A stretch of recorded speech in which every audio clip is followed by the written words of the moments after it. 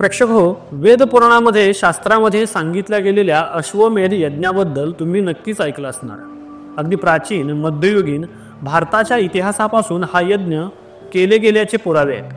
काय आहे हा यज्ञ, कशासाठी केला जातो, बाकी यज्ञापेक्षा याच्यात काय वेगळं आहे, या अश्वमेध यज्ञाबद्दल खरं काय आहे आणि खोटं काय पाहूयात या व्हिडिओमध्ये। नमस्कार, मी राहुल कुलकर्णी, तुम्ही पाहताय सत्यवेद।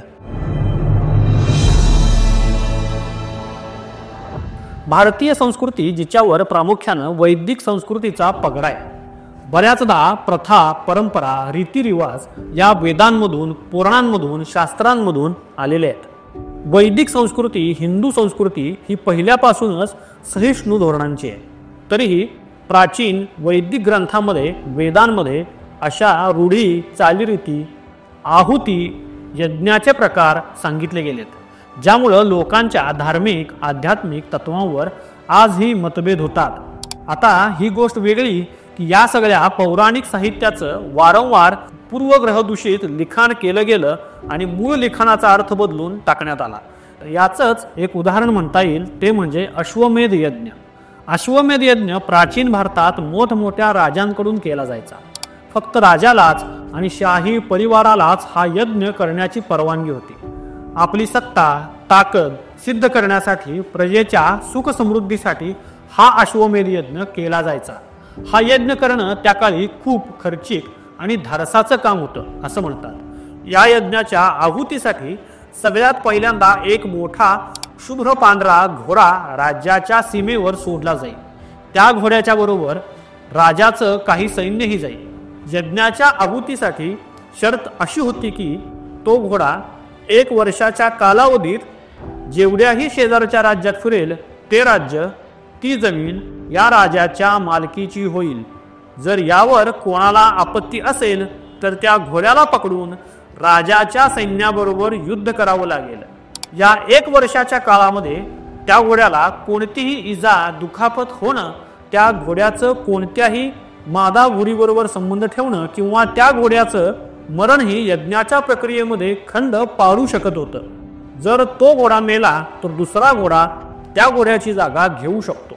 1 वर्षानंतर जर तो घोडा कोणी न पकडता माघारी परत राज्यात आला तर तो यज्ञाच्या आहुतीसाठी योग्य असतो। या घोड्याची यज्ञाच्या रिवाजांनी आहुती दिली जाते। थोडक्यात सांगायचं तर त्या घोड्याचा बळी दिला जातो। हा यज्ञ पूर्ण झाल्यानंतर राजा स्वतःची शाही सार्वभौम सत्ता जाहीर करतो आणि सर्वांकडून ते निर्विवाद मान्य केलं जातं। हा अश्वमेध यज्ञ करण्यासाठी शेकडो हजारो कौशल्यवान लोकांची गरज असायची।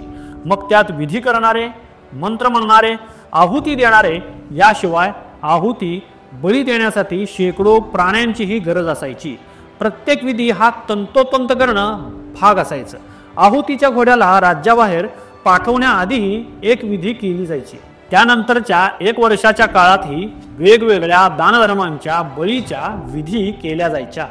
जेव्हा तो घोडा कोणी दुसऱ्या राजानं न पकडता माघारी यायचा तेव्हा त्याला राजाच्या पत्नी आणि शाही घराण्यातल्या बायका अंघोळ घालायच्या आणि त्यानंतर शुद्ध तुपानं त्याला अभिषेक घालायचा। त्यानंतर त्या आहुतीच्या घोड्याला सोन्याच्या दागिन्यांनी, मोत्यांनी सजवलं जायचं।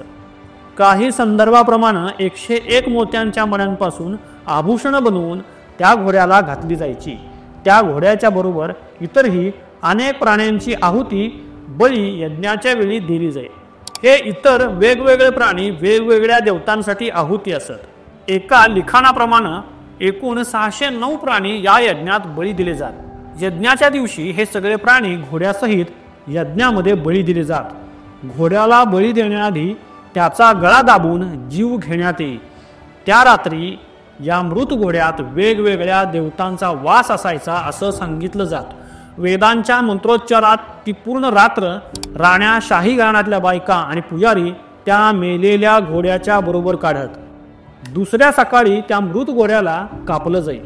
त्याचे काही अवयव सोमरसाबरोबर इतर प्राण्यांच्या रक्ताबरोबर अर्पण केले जात। त्यानंतर तो सोमरस प्राशन केला जाईल। अशाच पद्धतीचं अश्वमेध यज्ञाचं विवरण आपल्याला वाचायला मिळतं। काही ठिकाणी सांगितल्याप्रमाणे त्या काळी दिलेल्या घोड्यांचं मांसही सोमरसाबरोबर शाही परिवाराकडून खाल्लं जाई, ज्यातून त्यांना सर्व देवतांची शक्ती, ताकद, समृद्धी मिळत असे असा समज होता. एकूणच अशा प्रकारचा अश्वमेध यज्ञ वेदांमध्ये सांगितला गेल्याचं त्यांच्या विधीबाबत बळी देण्याच्या प्रथेसंबंधी वेदांच्या लिखाणाच्या बरोबर चुकीच्या अर्थासंबंधी बरेच वादविवाद निर्माण झालेत. वेदांबरोबरच मनुस्मृती सारख्या ग्रंथातही याचे संदर्भ आहेत. या प्रकारच्या अश्वबळींचे संदर्भ प्राचीन रोमन, ग्रीक, जर्मन, चायनीज संस्कृतीतही सापडतात. इतिहासात जर पाहायला गेलं तर भारतात बऱ्याच राजांनी, सम्राटांनी हा अश्वमेध यज्ञ केलाय. महाभारतामध्ये राजा युधिष्ठिरानं, रामायणामध्ये राजा दशरथानंही हा यज्ञ केला गेल्याचं लिहिलंय. राजा भरत, ज्याला सम्राट चक्रवर्तीही म्हटलं जातं, त्यानं यमुनेच्या काठी 100 तर सरस्वती नदीच्या काठी 400 अश्वमेध यज्ञ केलं गेल्याचं महाभारतात सांगितलं गेलंय. याशिवायही भारतानं इतर ठिकाणी हजारोंच्या वर अश्वमेध यज्ञ केले गेल्याचं म्हटलंय. याच्याबरोबरच गुप्त राजवंशात सम्राट समुद्रगुप्त आणि कुमारगुप्त, चालुक्य राजवंशात पुलकेशिन पहिला आणि दुसरा, सातवाहन राजवंशात सत्कर्णी पहिला यांनीही अश्वमेध यज्ञ केलं गेल्याचं लिहिलंय. शुंग, पल्लव, वर्मन, चोला, कदंब याही राजवंशातील राजांनी अश्वमेध यज्ञ केले असल्याची नोंद आहे. तरी मागच्या 1000 वर्षात 2च वेळा हा यज्ञ केला गेल्याचं नोंद आहे. इसवी सन 1044 मध्ये चोल घराण्याचा राजा राजाधिराज चोल पहिला आणि 1734 मध्ये जयपूरच्या राजपूत कच्छवाह घराण्यातील सवाई जयसिंह दुसरा यांनी केलेला अश्वमेध यज्ञ 18व्या शतकात दयानंद सरस्वतीच्या नेतृत्वाखाली आर्य समाजाची निर्मिती झाली. स्वामी सत्यप्रकाश सरस्वतींच्या तत्वानुसार यजुर्वेदाच्या मते कोणत्याही घोड्याचा अथवा प्राण्याचा बळी देण्यास अश्वमेध यज्ञात सांगितलं नसतं. त्यातील प्राण्याचे संदर्भ रूपकदृष्ट्या वापरले आहेत असं मानण्यात आलं. याच संकल्पनेला पुढे घेऊन आचार्य श्रीराम शर्मांच्या गायत्री परिवारानं 1991 पासून अश्वमेध यज्ञाचे आधुनिक स्वरूप सुरू केलं, ज्यात कोणताही बळी आहुतीसाठी नसतो. प्राण्यांना मारण्याऐवजी त्यांची पूजा करून यज्ञ प्रक्रिया पार पाडली जाते. या अश्वमेध यज्ञात घोड्याची प्रतिमा किंवा पुतळा यज्ञासाठी वापरतात. मागच्याच वर्षी म्हणजे 2024 मध्ये 25 फेब्रुवारीला गायत्री परिवारानं अश्वमेध यज्ञ आयोजित केला होता, ज्याची पंतप्रधान नरेंद्र मोदींनीही प्रशंसा केली होती. अश्वमेध यज्ञ एक सामाजिक कार्यक्रम म्हणून कसे गायत्री परिवार याला पुढे नेत आहे हे पंतप्रधान मोदींनी व्हिडिओ मेसेजमध्ये सांगितलं होतं. तुम्हाला ही आजची माहिती कशी वाटली ते कमेंटमध्ये नक्की सांगा. व्हिडिओ आवडला असल्यास लाईक, शेअर आणि सबस्क्राईब करायला विसरू नका. पुन्हा भेटूच पुढचा विषय घेऊन. तोपर्यंत नमस्कार.